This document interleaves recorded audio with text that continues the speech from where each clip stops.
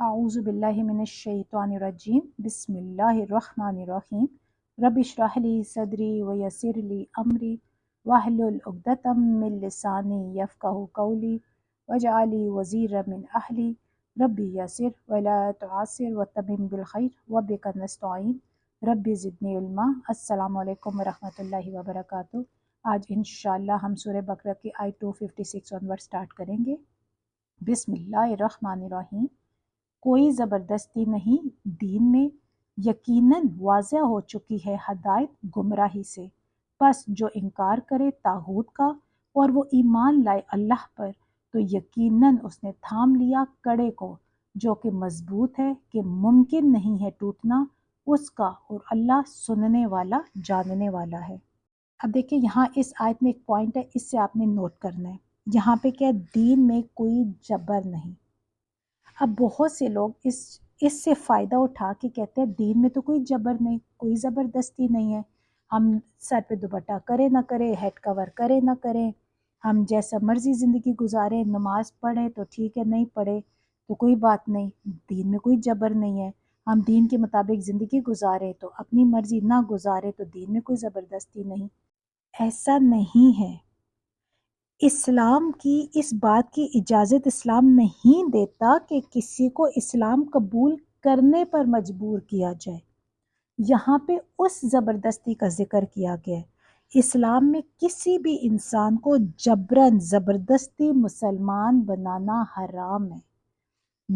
اللہ تعالیٰ یہاں پہ ہمیں بتا رہا ہے کہ اگر ایک انسان اپنی مرضی سے سوچ سمجھ کے، کیونکہ اللہ نے حق اور باطل کا راستہ دونوں بتا دیے ہیں، اللہ نے سب کچھ بتا دیا ہے کہ ایک اب انسان کو اللہ تعالیٰ نے خود مختار بھی بنا دیا کہ وہ خود فیصلہ کرے گا صحیح و غلط میں فرق کیا ہے، وہ اس نے کس مذہب کو اپنانا ہے، کیا کرنا ہے۔ جب اپنی مرضی سے مذہب کو اپنا لے تو ٹھیک ہے، اگر وہ نہیں اپناتا تو تلوار کی زور پہ زبردستی جبراً ہم کسی کو مسلمان نہیں کر سکتے۔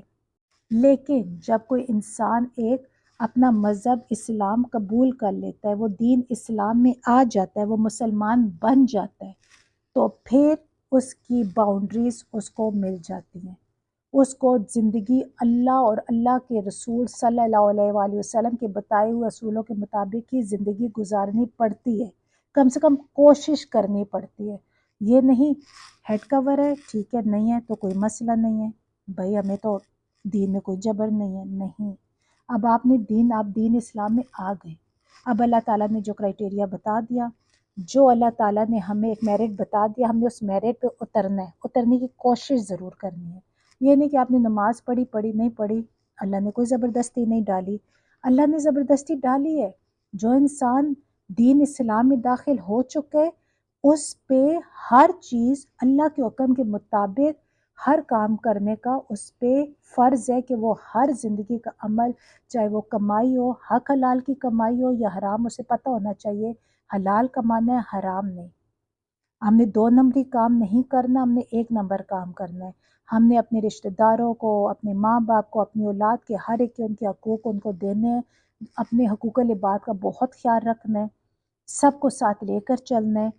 اللہ کے بتائے ہوئے جتنے فرائض، اللہ کی طرف سے جو فرائض بتائے گئے ہیں یا زندگی گزارنے کے جو طریقے بتائے گئے ہیں، ان کے مطابق زندگی گزارنے کی ہم نے کوشش کرنی ہے۔ یہاں ہماری مرضی نہیں آ سکے گی کہ چلے جی نمازیں تو ہم نے پڑھ لی لیکن روزی روزگار کا ہم حرام کا طریقہ اپنائیں گے، نہیں۔ ایک ایک چیز کاؤنٹ ہوگی، ایک ایک چیز۔ یہاں پہ اللہ تعالیٰ نے کہا ہے کہ مذہب دین اسلام میں داخل ہونے کے لیے جبر نہیں ہے، لیکن جب انسان یہاں پہ داخل ہو جاتا ہے، مسلمان بن جاتا ہے، دین اسلام میں آ جاتا ہے، اس کے بعد جو ہے اس پہ زبردستی ہے، اس کو اللہ کے بتائے ہوئے اصولوں کے مطابق ہی زندگی گزارنی پڑتی ہے اور گزارنی چاہیے۔ جو نہیں گزارے گا تو وہ پھر گنہگار ہوگا۔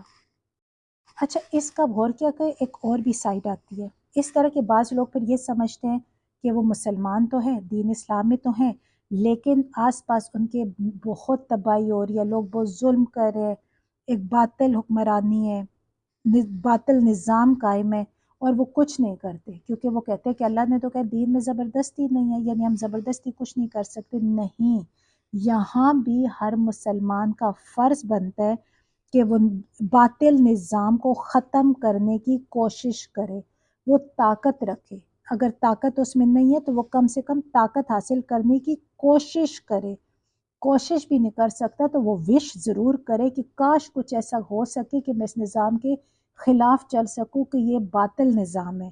لیکن جو انسان گمراہی میں بیٹھا ہوتا ہے وہ گناہ کو دیکھ کے بھی چپ کرتا ہے، وہ کچھ نہیں بولتا، وہ کہتا ہے جو جیسا چل رہا ہے چلنے دو، میں اس نظام کا حصہ نہیں ہوں، تو یہ وہ بندہ ہے جس کے دل میں ایمان ہی نہیں ہے، کیونکہ اللہ کے حکم کے مطابق ہم نے دین اسلام اپنے مذہب کو لے کر چلنا ہے۔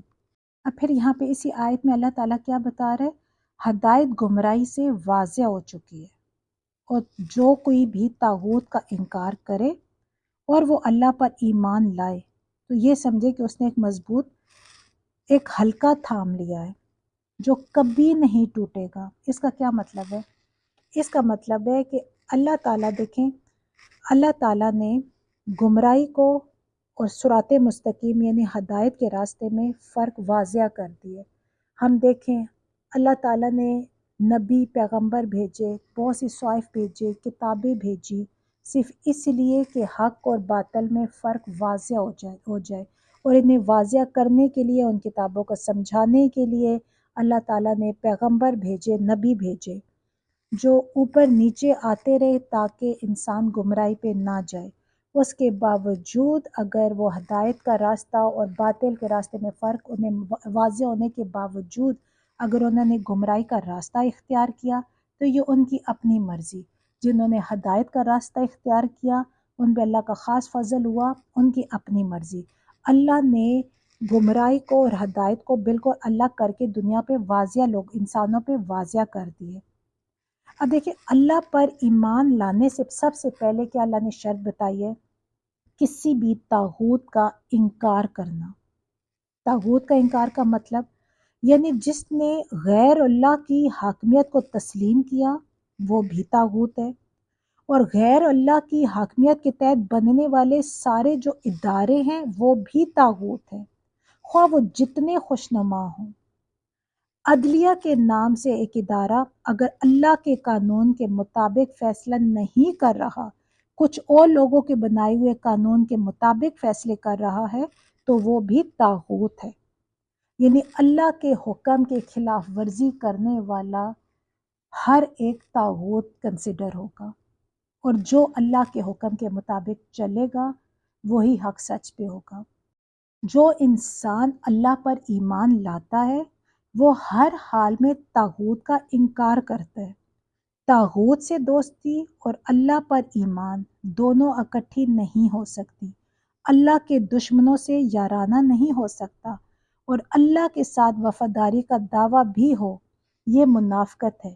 یعنی جو اللہ کے ساتھ بھی وفاداری کا دعویٰ کرے اور دشمنوں کے ساتھ جو اللہ کے دشمن ہیں ان کے ساتھ بھی وہ دوستی رکھے تو یہ منافقت ہے۔ اللہ نے کیا کہا؟ اللہ نے کہا ہے جو میرا دشمن وہ تمہارا دشمن۔ لیکن ہم کیا کرتے ہیں؟ ہم اپنی ذاتی دشمنیاں لے کے اپنی نسلیں تباہ کر دیتے ہیں۔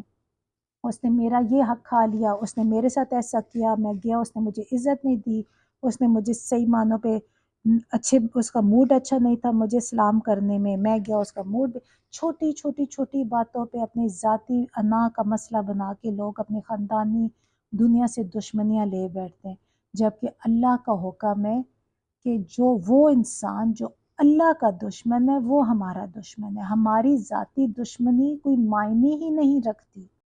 جو انسان بھی اللہ پر ایمان لاتا ہے وہ اللہ کی دوستی کو، اللہ کے ساتھ وفاداری کا دعویٰ کرتا ہے اور طاغوت کا کھلم کھلا انکار کرتا ہے۔ یہ وہ شخص ہے کہ آپ یہ سمجھے کہ جیسے ایک اس نے مضبوط کنڈا تھام لیا ہے۔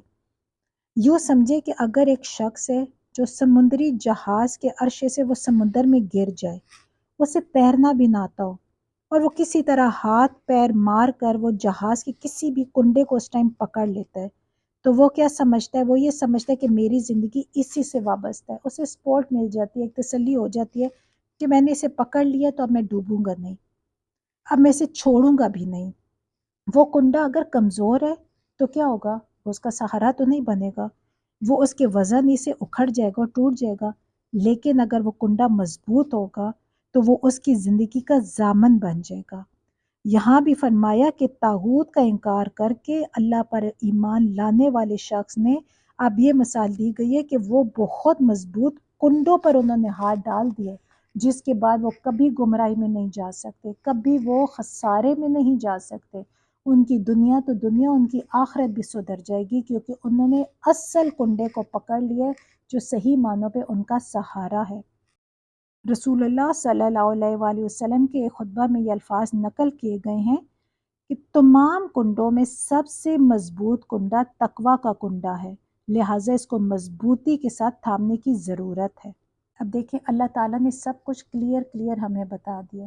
اب کوئی بدقسمت ہے جو یہ سمجھ کے سن کے بھی وہ اس پر ایمان نہ لائے اور عمل نہ کرے اور گمراہی میں بھٹکتا رہے، اور خوش قسمت ہے وہ لوگ جو یہ سنتے ہیں، وہ سمجھتے ہیں اور وہ یقین کرتے ہیں اور انہیں راستہ مل جاتا ہے صراط مستقیم کا۔ اب آیت نمبر 257 میں ہے، اللہ دوست ہے ان لوگوں کا جو سب ایمان لائے، وہ نکالتا ہے انہیں تاریکیوں سے روشنی کی طرف، اور جن سب نے کفر اختیار کیا ان کے دوست طاغوت ہیں، وہ سب نکالتے ہیں انہیں اسلام کی روشنی سے کفر کی تاریکیوں کی طرف، وہی لوگ اہل دوزخ ہیں، وہ سب اس میں ہمیشہ رہنے والے ہیں۔ اب دیکھیں یہاں پہ اللہ تعالیٰ کتنی بڑی خوشخبری سنا رہا ہے ان لوگوں کو جو ایمان لائے، جو اللہ پر ایمان لائے، جنہوں نے اللہ کی وحدانیت کا اقرار کیا، جنہوں نے کفر کا انکار کیا، تو اللہ تعالیٰ کیا کہہ رہا ہے؟ ایسے لوگوں کا اللہ دوست ہے، اور ظاہر ہے جو اللہ جن کا دوست ہے وہ بھی اللہ کے دوست ہیں۔ اب اس سے کیا ہوا؟ جب اللہ نے ایسے لوگوں کو اپنا دوست بنا لیا جو ایمان لے کر آئے سچے دل سے، دکھاوے کے لیے نہیں، یہ تو میرا رب بھی جانتا ہے کہ حق سچ کے راستے پر کون چل رہا ہے، کون دکھاوا کر رہا ہے یا کون دل سے اللہ پر ایمان لے آیا ہے، یہ صرف میرا رب جانتا ہے۔ تو ایسے لوگوں کو اللہ نے اپنا دوست کنسیڈر کیا ہے، اور ایسے لوگوں پہ اللہ تعالیٰ نے تحفوں کی برسات کر دی ہے۔ کیسے تحفے؟ کہ اللہ کہہ رہے کہ ایسے لوگوں کو میں تاریکیوں سے نکال کر روشنی کی طرف لے کر جاتا ہوں، یعنی وہ ایسے لوگوں پر پھر اللہ گناہوں کے راستے بند کر دیتا ہے، گناہوں کے راستے پہ اللہ تعالیٰ ایک دیوار حائل کر دیتا ہے کہ ان لوگوں کو گناہوں سے بچایا جائے۔ ایسے لوگوں پر اللہ مدد کرتا ہے، باطل کا راستہ اور حق کے راستے کی پہچان اللہ کرا دیتا ہے۔ ایسے لوگوں کو جب زندگی میں اپرچونٹیز ملتی ہیں نا کہ اگر وہ گناہ کے راستے پہ جائیں گے تو آسانیاں ہوں گی، دنیا کی ترقی ملے گی، مال و دولت ملے گی، آس پاس وہ کیا کہتے ہیں چاپلوس لوگ بھی بہت زیادہ مل جائیں گے، اور ایک راستہ ہوتا ہے حق کا، سچ کا، جو اللہ کے بتائے ہوئے راستے کے مطابق ہوتا ہے، چاہے وہ کمانے والا راستہ ہو، حق حلال کا کمانے کا راستہ ہو۔ ٹھیک ہے تھوڑا حق حلال کمانے میں مشکلات آتی ہیں، لیکن اللہ میں اس میں اتنی برکتیں ڈال دیتا ہے، جو ایک حرام کے پیسے میں برکت نہیں ہوتی، وہ جس طرح آتا ہے اسی طرح نکل جاتا ہے، خوشیاں نہیں ملتی۔ ایون ایسے لوگ اپنے بچوں کے پیٹ میں آگ بھر رہے ہوتے ہیں۔ اس سے اگر کمپیئر کیا جائے وہ لوگ جو حق حلال کی کمانے کی کوشش کرتے ہیں، تھوڑا کماتے ہیں لیکن حلال کا کماتے ہیں، ایسوں کی برکت، ایسوں کے رزق میں اللہ برکتیں ہی برکتیں ڈال دیتا ہے، ان کے بچوں کے پیٹ میں بھی برکتیں اور نور جا رہا ہوتا ہے، نہ کہ آگ جا رہی ہوتی ہے۔ ایسے لوگ جو دنیا میں کامیابی کے لیے غلط راستہ نہیں اپناتے، کیونکہ شارٹ کٹ لیں، غلط راستے میں نا شارٹ کٹ ہے، اور شارٹ کٹ سے انسان فوراً ترقی میں پہنچ جاتا ہے، ترقی کی سیڑھیاں وہ چڑھنا شروع کر دیتا ہے۔ لیکن ایسے لوگوں کے لیے نا پرماننٹ سکون نہیں ہوتا، برکت نہیں ہوتی، پرماننٹ آپ ان کو ترقی کو آپ یہ کنسیڈر نہیں کر سکتے کہ یہ فور ایور ہے، یہ وقتی طور پر ہوتا ہے۔ صرف حق اور باطل میں فرق ہی یہی ہے کہ حق میں جو رہنے والا بندہ ہوتا ہے وہ قیامت تک اس کے لیے آسانیاں ہی آسانیاں ہوتی ہیں، عزت ہی عزت ہوتی ہے دنیا میں بھی اور آخرت میں۔ لیکن جو باطل کا راستہ اپناتا ہے اس کے لیے ٹیمپریری تو اس کو خوشیاں ملیں گی، چاپلوس لوگ بھی مل جائیں گے، واہ واہ بھی بہت ہو جائے گی، لیکن ایسے لوگوں کی دنیا اور آخرت دونوں تباہ و برباد ہو جاتی ہے۔ اور اسی کے پھر آگے مقابلے میں اللہ تعالیٰ نے کہا وہ لوگ جو ایمان نہیں لاتے بلکہ وہ کفر کرتے ہیں، وہ اللہ کا حکم نہیں مانتے، اللہ کے حکم کے مطابق زندگی نہیں کراتے، اپنی زندگی نہیں گزارتے، ایسے لوگوں کے دوست طاغوت ہوتے ہیں۔ اور طاغوت کون ہے؟ یہ وہ لوگ ہیں جو روشنی سے نکال کے تاریکیوں میں بندوں کو پھینک دیتے ہیں، گمراہی کی دلدل میں وہ چلے جاتے ہیں، وہ ایسی تاریکیوں میں گم ہو جاتے ہیں کہ انہیں پھر روشنی نظر ہی نہیں آتی، اور وہ سمجھتے کہ یہی زندگی ہے، یہی سب کچھ ہے، سٹارٹ بھی یہیں پہ اور اینڈ بھی یہیں پر ہے۔ یہ وہ لوگ ہیں جن کے لیے ہدایت کے راستے بند ہو جاتے ہیں، اور یہ وہ لوگ ہیں جو اہل دوزخ ہے، اور دوزخ بھی وہ جس میں وہ ہمیشہ ہمیشہ رہیں گے۔ یہ جو لوگ کہتے ہیں نا کہ دوزخ میں سزا ملے گی، ایک وقت آئے گا، ہم نے تو کیونکہ ایمان لے آئے، ہم تو پھر سیدھا پھر بعد میں جنت میں، یہ میرے رب کے فیصلے ہیں، انشاءاللہ اللہ پہ بھروسہ، اللہ رحمان، اللہ کرے گا۔ لیکن وہ لوگ جو ایمان کی، جن کا ایمان کچھ نہ کچھ سلامت ہے، وہ لوگ جو ایمان لائیں نہیں اور وہ کفر کی دلدل میں ہی ان کی زندگی گزرتی رہے، تو ایسے لوگوں کا ٹھکانہ صرف اور صرف دوزخ ہے، اور نہ صرف آخرت میں۔ یہاں پہ جو ہم لوگ کہتے ہیں نا کہ دیکھیے یہ لوگ باہر سے کتنے خوش و خرم لگ رہے ہوتے ہیں، عیاشیاں کر رہے ہوتے ہیں، بڑے بڑے گھر، گاڑیاں، عیاشیاں، کھا پی رہے ہیں، شاپنگ کر رہے ہیں، ہنس رہے ہیں، کھیل رہے ہیں، جو چاہ رہے ہیں وہ خرید رہے ہیں۔ یہ کوئی نہیں کہہ سکتا کہ یہ خوش ہے، یہ اس پہ اللہ کا کرم ہے۔ یہ کیا پتہ وہ شخص بہت بڑی اللہ کے امتحان میں ہو، اور وہ امتحان میں فیل سے فیل ہو رہا ہو، یہاں پہ اللہ اس کو اور دلدل میں پھینک رہا ہو، اور وہ گناہوں میں جا کے غلط راستے سے کما رہا ہو، غلط زندگی گزار رہا ہو، اور خوش ہو، اور وہ یہ اس دھوکے میں ہو کہ بھائی مجھ پہ تو اللہ خاص مہربان ہے، لیکن شاید اللہ اس پہ مہربان نہ ہو بلکہ وہ امتحان میں فیل ہو رہا ہو۔ اور ایسے لوگوں کو تو اللہ کہتے ہیں نا جو گمراہی کی طرف جانا چاہتے ہیں، تم انہیں چھوٹ دیتے تھے کہ جاؤ تم گمراہی میں جاتے رہو، ہدایت کے راستے تمہارے لیے بند ہیں، یہی تمہارے لیے سب کچھ ہوگا۔ اللہ تعالیٰ سے دعا ہے کہ اللہ تعالیٰ ہمیں اپنے ایمان والے لوگوں میں شامل کرے، جس میں اللہ تعالیٰ کی صرف رحمتیں ہی رحمتیں اور اللہ کا ساتھ اور اللہ ہی کی دوستی ہو، آمین۔ اب دیکھیے طاغوت کی بھی قسم ہے نا، ایک طاغوت شیطان ہے جو سدا بہار سبز باغ پیش کرتا رہتا ہے، اور دوسرا طاغوت آدمی کا اپنا نفس ہے جو اسے جذبات خواہشات کا غلام بنا کر زندگی کے ٹیڑھے سیدھے راستوں میں کھینچے کھینچے لیا پھرتا ہے۔ بے شمار طاغوت اگر ہم دیکھیں نا تو باہر کی دنیا میں پھیلے ہوئے ہیں، بیوی کی شکل میں، بچوں کی شکل میں، رشتہ داروں کی شکل میں، برادری کی شکل میں، خاندان، دوست، آشنا، سوسائٹی، قوم، پیشوا، رہنما، حکومت، حکام، یہ سب اس کے لیے طاغوت ہی طاغوت ہے، جن میں سے ہر ایک اسے اپنے غرض کی وجہ سے بندگی کراتا ہے۔ بے شمار آقاؤں کا یہ غلام ساری عمر اسی چکر میں پھنسا رہتا ہے کہ کس آقا کو ہم خوش کریں اور کس کی ناراضگی سے بچیں۔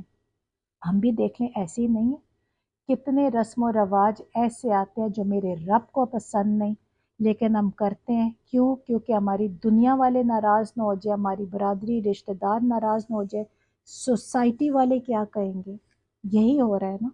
اب مجھے بتائیں ہم میں اور ان میں کوئی فرق ہے؟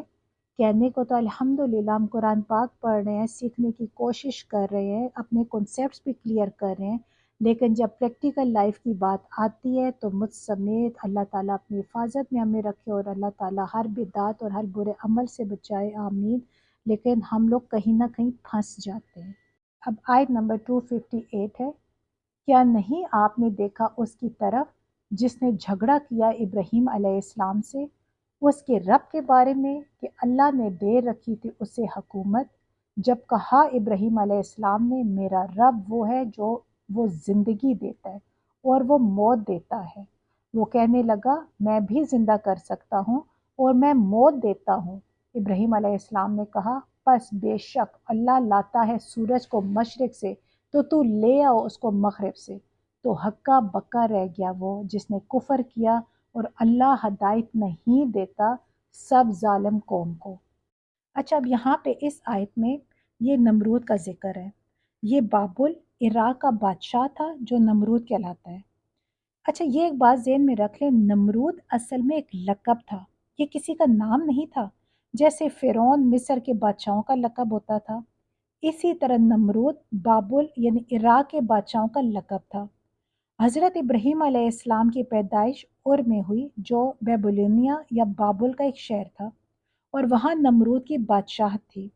جیسے فرعون نے مصر میں اپنی بادشاہت اور اپنی خدائی کا دعویٰ کیا تھا، اسی طرح کا دعویٰ نمرود کا بھی تھا۔ فرعون اور نمرود کا خدائی کا دعویٰ حقیقت میں سیاسی بادشاہت اور اقتدار کا دعویٰ تھا۔ وہ یہ تھا کہ ہم جس چیز کو چاہے غلط قرار دے دیں اور جس چیز کو چاہے ہم صحیح قرار دے دیں۔ یہی اصل میں خدائی اختیار ہے جو انہوں نے اپنے ہاتھ میں لے لیا تھا، اور جس شخص نے بھی قانون سازی کا یہ اختیار اللہ کے قانون سے آزاد ہو کر اپنے ہاتھ میں لے لیا، وہی طاغوت ہے، وہی شیطان ہے، وہی نمرود ہے، وہی فرعون ہے۔ ورنہ فرعون اور نمرود نے یہ دعویٰ کبھی نہیں کیا تھا کہ یہ دنیا انہوں نے پیدا کی۔ ہوپ یہاں تک آپ کو نمرود کی بادشاہت کا طریقہ کچھ نہ کچھ سمجھ آ گیا ہوگا۔ یہاں اس آیت میں جو واقعہ ذکر کیا گیا ہے، اس کا کوئی اشارہ بائبل میں نہیں ملتا، لیکن تلمود میں یہ پورا واقعہ موجود ہے اور بہت حد تک قرآن کے مطابق ہے۔ اس میں بتایا گیا کہ حضرت ابراہیم علیہ السلام کا باپ نمرود کے ہاں سلطنت کے ایک سب سے بڑے عہدیدار کا منصب رکھتا تھا۔ حضرت ابراہیم علیہ السلام نے جب کھلم کھلا شرک کی مخالفت کی اور توحید کی تبلیغ شروع کر دی اور بت خانے میں گھس کر بتوں کو توڑا، تو ان کے باپ نے خود ان کا مقدمہ بادشاہ کے دربار میں پیش کیا، اور پھر وہ جو گفتگو ہوئی یہاں پہ اب آگے اس کا ذکر ہے۔ اس گفتگو سے صاف اندازہ ہوتا ہے کہ حضرت ابراہیم علیہ السلام اپنا رب، اپنا خدا اللہ کو مانتے تھے، جبکہ جو نمرود تھا وہ نعوذ باللہ خود خدائی کا دعویٰ کرتا تھا کہ وہ سارے اختیارات، جتنی اس کی حکومت ہے، جو اس کے اقتدار میں، وہ سارے وہ خود اپنے فیصلے کر سکتے ہیں۔ غلط فیصلے کرے وہ بھی ٹھیک ہے، صحیح فیصلے کریں وہ بھی ٹھیک ہے، یعنی سارے فیصلوں کا اختیار اس کے اپنے ہاتھ میں تھا۔ اچھا، تھوڑا سا غور کیا جائے نا، تو قدیم ترین زمانے سے آج تک تمام مشرک سوسائٹیوں کی یہ ایک مشترک خصوصیت رہی ہے کہ وہ اللہ تعالیٰ کو رب مانتے ہیں، لیکن صرف اسی کو رب اور تنہا اسی کو خدا اور معبود نہیں مانتے۔ خدائی کو مشرکین نے ہمیشہ سے نا دو حصوں میں تقسیم کیا ہے۔ ایک سپر نیچرل خدائی، جو آپ یہ سمجھے سلسلے اسباب پر حکمراں ہیں، اور جس کی طرف انسان اپنی حاجات اور مشکلات میں دستگیری کے لیے رجوع کرتا ہے۔ اس خدائی میں وہ اللہ تعالیٰ کے ساتھ ارواح، فرشتوں کو، جنوں اور سیاروں اور دوسری بہت سی ہستیوں کو وہ شریک ٹھہراتے ہیں، ان سے دعائیں مانگتے ہیں، ان کے سامنے آپ سمجھے کہ مراسم پرستش بجا لاتے ہیں، ان کے آستانوں پر نظر اور نیاز پیش کرتے ہیں، ان سے دعائیں مانگی جاتی ہیں بہت زیادہ۔ اب ایک دوسری قسم کی خدائی ہے، وہ کون سی؟ وہ سیاسی معاملات کی خدائی یا حکمیت جسے آپ کہہ لیں۔ یہ دوسری قسم کی خدائی کو دنیا کے تمام مشرکین نے قریب قریب ہر زمانے میں اللہ تعالیٰ سے سلب کر کے یا اس کے ساتھ شاہی خاندانوں، مذہبی پروہتوں اور سوسائٹی کے اگلے پچھلے بڑوں میں تقسیم کر دیا ہے۔ اکثر جو شاہی خاندان ہیں وہ اسی دوسری معنی میں خدائی کے مدعی ہوئے ہیں، اور اسے مستحکم کرنے کے لیے انہوں نے بالعموم پہلے معنی والے خداؤں کی اولاد ہونے کا دعویٰ کیا ہے، اور مذہبی طبقے اس معاملے میں ان کے ساتھ شریک سازش رہے ہیں۔ نمرود کا جو دعوی خدائی تھا وہ بھی یہ دوسری قسم کا تھا۔ وہ اللہ کے وجود کا منکر نہیں تھا، اس کا دعویٰ یہ نہیں تھا کہ زمین اور آسمان کا خالق اور کائنات وہ خود ہے۔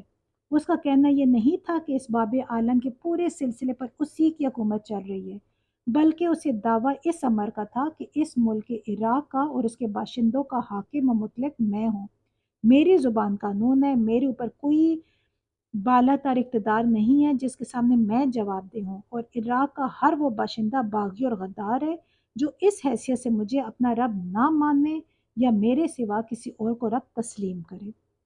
ابراہیم علیہ السلام نے جب کہا کہ میں صرف ایک رب العالمین ہی کو خدا اور معبود اور رب مانتا ہوں اور اس کے سوا سب کی خدائی اور ربوبیت کا قطعی طور پر منکر ہوں، تو سوال صرف یہی پیدا نہیں ہوتا کہ قومی مذہب اور مذہبی معبودوں کے بارے میں ان کا یہ نیا عقیدہ کہاں تک قابل برداشت ہے، بلکہ یہ سوال بھی اٹھ کھڑا ہوا کہ قومی ریاست اور اس کے مرکزی اقتدار پر اس عقیدے کی جو زد پڑتی ہے اسے کیوں کر نظر انداز کیا جا سکتا ہے۔ یہی وجہ ہے کہ حضرت ابراہیم علیہ السلام جرم بغاوت کے الزام میں نمرود کے سامنے پیش کیے گئے۔ اگرچہ حضرت ابراہیم علیہ السلام کے پہلے فکرے سے ہی بات واضح ہو چکی تھی کہ رب اللہ کے سوا کوئی دوسرا نہیں ہو سکتا، اور نمرود اس کا جواب ڈھٹائی سے دے گیا، لیکن دوسرے فکرے کے بعد اس کے لیے مزید ڈھٹائی سے کچھ بھی کہنا مشکل ہو گیا۔ وہ خود بھی جانتا تھا کہ سورج کا جو نکلنا ہے، یہ جو غروب ہونا ہے، صرف یہ اللہ ہی کے ہاتھ میں ہے، جس کو ابراہیم علیہ السلام نے رب مانا ہے۔ پھر وہ کہتا تو آخر کیا کہتا؟ مگر اس طرح جو حقیقت اس کے سامنے بے نقاب ہو رہی تھی، اس کو تسلیم کرنے کے معنی کیا تھے؟ کہ وہ اپنی جو حکومت تھی، اپنی خدائی کا دعویٰ تھا، اسے وہ دستبردار ہو جاتا، اور اس کے لیے اس کے جو نفس کا طاغوت تھا وہ کبھی بھی تیار نہیں تھا۔ لہٰذا وہ صرف حیران اور ششدر رہ گیا، خود پرستی کی تاریکی سے نکل کر حق پرستی کی روشنی میں نہیں آیا۔ اگر اس طاغوت کی بجائے اس نے اللہ کو، اپنا خدا کو اپنا ولی بنا لیا ہوتا، اپنا مددگار بنا لیا ہوتا، تو اس کے لیے حضرت ابراہیم علیہ السلام کی اس تبلیغ کے بعد راہ راست کھل جاتی۔ اب تلمود کا بیان ہے کہ اس کے بعد پھر اس بادشاہ کے حکم سے حضرت ابراہیم علیہ السلام کو قید کر دیا گیا۔ 10 روز تک وہ پھر جیل میں رہے۔ پھر بادشاہ کو کی ایک کونسل نے ان کو زندہ جلانے کا بھی فیصلہ کیا، اور ان کی آگ میں انہیں پھینک جانے کا پھر وہ واقعہ آگے پھر پیش آیا، اور وہ واقعہ جو ہے وہ سورہ انبیاء میں، سورہ عنکبوت میں اور سورہ صافات میں بیان ہوا ہے۔ الحمدللہ آج ہماری سورہ بقرہ کی تقریباً 258 آیات کمپلیٹ ہو چکی ہیں۔ اللہ تعالیٰ سے دعا ہے کہ یہ جو اللہ تعالیٰ کے راستے میں ہماری چھوٹی سی کوشش ہے، اس کو اللہ تعالیٰ اپنی بارگاہ میں قبول فرمائے، میرے لیے، آپ سب کے لیے، ہمارے اسپیشل والدین کے لیے اس کو صدقہ جاریہ بنائے۔ اللہ سے دعا ہے کہ میرے بولنے میں، سمجھنے میں، سمجھانے میں کوئی غلطی ہوگی ہے تو اللہ تعالیٰ میں معاف فرمائے اور ہم سب کے علموں میں اضافہ فرمائے، آمین۔ السلام علیکم ورحمۃ اللہ وبرکاتہ۔